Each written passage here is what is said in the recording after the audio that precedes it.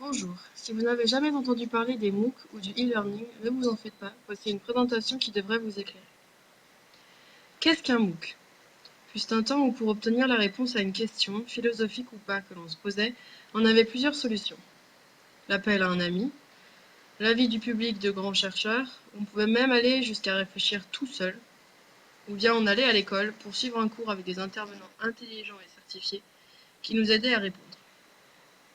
Aujourd'hui, nul besoin de quitter sa chambre pour devenir un expert en sciences ou en commerce. Un simple clic suffit pour accéder à la formation.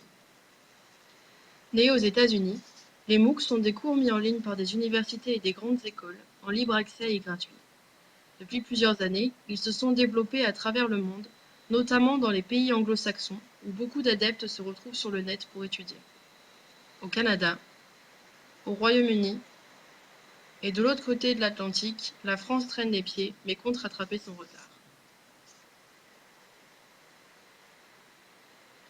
Que veut dire MOOC? Le MOOC, c'est Massive Open Online Courses. En français, ça donne cours en ligne ouvert à tous, cours en ligne ouvert et massif, ou cours en ligne ouvert aux masses. Avec un M comme massive, car le cours peut accueillir un nombre illimité de participants à travers le monde. Un O comme open, car le cours est ouvert à tous les internautes sans distinction d'origine, de niveau d'études ou tout autre critère. Un deuxième O comme online, car l'ensemble des cours peut être suivi en ligne. Les cours, les activités, les notes des élèves, les devoirs, les examens et leurs corrections sont disponibles en ligne via des flux RSS. Et finalement, un C comme course, car cela reste un cours avec un objectif pédagogique. Il s'agit d'une pédagogie ouverte et non simplement de ressources diffusées en ligne. Différent donc des bibliothèques de ressources en ligne type Wikipédia, car l'enseignant est responsable et fixe les objectifs pédagogiques. Les ressources sont données dans un ordre précis qui suit le modèle pédagogique adopté par l'enseignant. Contrairement aux bibliothèques de ressources en ligne qui donnent accès à un nombre illimité de données, mais ne mettent en place aucune stratégie de recherche ou d'aide à la compréhension, laissant l'élève en totale autonomie. Des MOOC, il en existe deux types selon la typologie publiée par Stephen Downes en 2012. Les XMOOC et les CMOOC. Le X de XMOOC vient de Extended en anglais qui signifie extension en français, à comprendre dans le sens complément, les cours en ligne étant des compléments de formation.